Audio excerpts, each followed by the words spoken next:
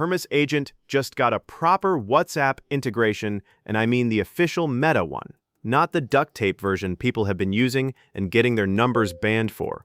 You can now run Hermes as a private WhatsApp bot for yourself or your team, or set it up as a customer-facing support line, all through Meta's WhatsApp Business Cloud API.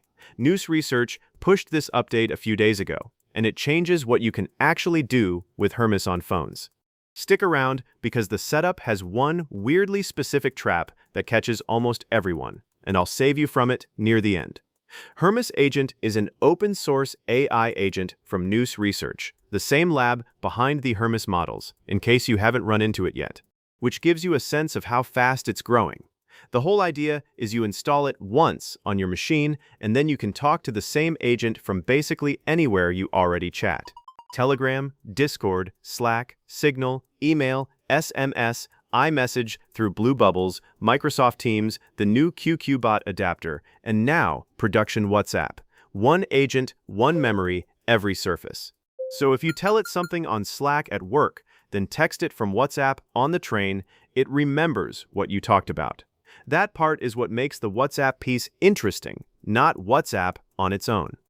Before this update, Hermes had only 2 ways to connect to WhatsApp, and only one of them was actually safe. The older path uses a node bridge called Bailey's. It's fast to set up, you scan a QR code with your personal WhatsApp, and you're done. But Meta does not officially support that path. Your account can get restricted, especially if you push any kind of volume through it. That bridge is fine for personal tinkering. It is not fine for a real number you actually rely on. The new WhatsApp Business Cloud integration fixes that. It is the official Meta-supported path. No ban risk, no QR code, no node subprocess. Pure Python on Hermes' side, webhook on Meta's side. The trade-off is real, though. You need a Meta business account. You need a public HTTPS address Meta can post to, and there's a 24-hour rule on freeform messages that I'll get into in a minute. To wire it up, you run a single command, Hermes WhatsApp-Cloud. That launches a guided wizard that asks for every credential in order, validates each one as you paste it, and prints the next manual step you need to take. The wizard catches that one setup trap I mentioned. Before I tell you what it is, let me walk you through what you actually need before you start. First, a Meta business account at business.facebook.com, not your personal Facebook. Second, a Meta app with WhatsApp enabled, which you create at developers.facebook.com/apps. Third, a way to expose your local port to the public internet. The Hermes docs strongly recommend Cloudflare Tunnel for this. It's free, no port forwarding, no domain needed. Fourth, optional but worth doing, install FFmpeg. Without it, your bot's voice replies arrive as MP3 attachments. With it, they arrive as proper WhatsApp voice notes with the green waveform, which feels much more native. You create the Meta app, you pick the use case called Connect with Customers through WhatsApp, you confirm the business portfolio, and you land on the API setup page. From there, you'll collect a few values: the phone number ID, the access token, and the app secret. Here's the trap. The phone number ID is not your actual phone number. It's a 15 to 17-digit internal ID that Meta uses, and it sits right below the From dropdown. The number of people who paste their real phone number into that field and then spend an hour wondering why nothing works is honestly funny. The wizard catches this now with a validator. But if you ever try this manually, just remember, the ID is not the number. The access token starts with the letters EAA and runs over 100 characters. The temporary token Meta hands you only lasts 24 hours, which is fine for testing. For a production bot, you go into Meta business settings, create a system user, give it admin role, assign your app and your WhatsApp account, and generate a permanent token with the right 3 permissions. Set expiration to never. Drop that token into the Hermes N file, restart, done. The app secret is the third must-have value, a 32-character lowercase hex string under Settings, then Basic. Hermes uses this to verify that incoming webhook calls are really from Meta and not someone faking it. Without it, the gateway refuses every inbound message with a 503. Treat it like a password. For the tunnel, you install Cloudflare with Wingit on Windows, or Brew on Mac, or the binary on Linux. Then you run Cloudflare tunnel --URL http localhost 8090. It hands you back a public link ending in trycloudflare.com. That's the link you give Meta. One catch: the free quick tunnel rotates every time you restart it. If your bot stops working overnight, that's usually why. For a stable link, you don't have to update. Log in with Cloudflare Tunnel Login and create a named tunnel. Free Cloudflare accounts get unlimited named tunnels. With the tunnel running, you head back to Meta, WhatsApp, then Configuration, edit the webhook section. Paste your tunnel link with /WhatsApp/webhook on the end as the callback URL. Paste the verify token the wizard generated for you, click Verify, and save.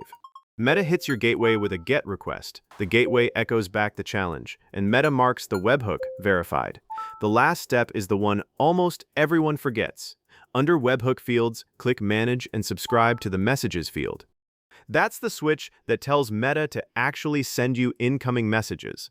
If your bot sits there silent after setup, that's the 99% of the time why.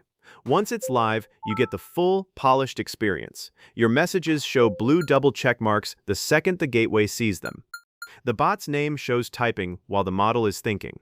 Voice notes you send get auto-downloaded as OGG files, transcribed by whichever speech provider you've configured, and handed to the agent as text. Images get sent straight to vision-capable models like Claude or GPT or Gemini, or auto-described in text for non-vision models. Documents up to 100 kilobytes get inlined directly so the agent reads them without a tool call. Larger files get cached locally for the agent's other tools to access. And when the agent needs your approval to run something risky, you get a real approve or deny button in the chat instead of having to type /approve. That last detail is what makes it feel like a proper app instead of a hobby project. The one limitation worth flagging is the 24-hour window. Meta only lets your bot send free-form messages within 24 hours of the user's last inbound message. After that, you can only send pre-approved templates. For normal back-and-forth chat, this is invisible. It covers basically everything. But if you set up a cron job to send you daily briefings on WhatsApp and you don't reply for 2 days, the next briefing fails with graph error 13den47. Hermes warns the agent about this window in the system prompt so the model knows to mention it. Template support is on the roadmap but not shipped yet. Hermes also posted an interface release recently. The biggest item is a full React Inc. rewrite of the interactive CLI with a sticky composer, live streaming, a status bar with a per-turn stopwatch and Git branch indicator, and a sub-agent observability overlay. They also extracted format conversion and HTTP transport into a pluggable layer, which let them add native AWS Bedrock support through the Converse API. 5 new inference providers got added in this version too, including RCAI, Step Plan, Google Gemini CLIO Auth, and Vercel AI Gateway. And maybe the most useful tactical add, you can now use GPT 5.5 through your existing ChatGPT Codex OAuth with live model discovery, so new OpenAI releases show up in the picker without waiting for a catalog update. There's also a new command I'm probably going to use the most, /steer. You type /steer followed by a note, and the running agent sees it after its next tool call without breaking the turn or wrecking your prompt cache. So if it's about to do something dumb mid-execution, you can course correct in flight instead of canceling and starting over. Small thing, huge in practice. My honest take, the WhatsApp Cloud API path is the one to use if you actually plan to keep this running. The Bailey's Bridge was fun, but a banned number is not. The wizard removes basically all the friction. The only spots people get stuck are the phone number ID mix-up, an expired access token, or forgetting to subscribe to the messages field.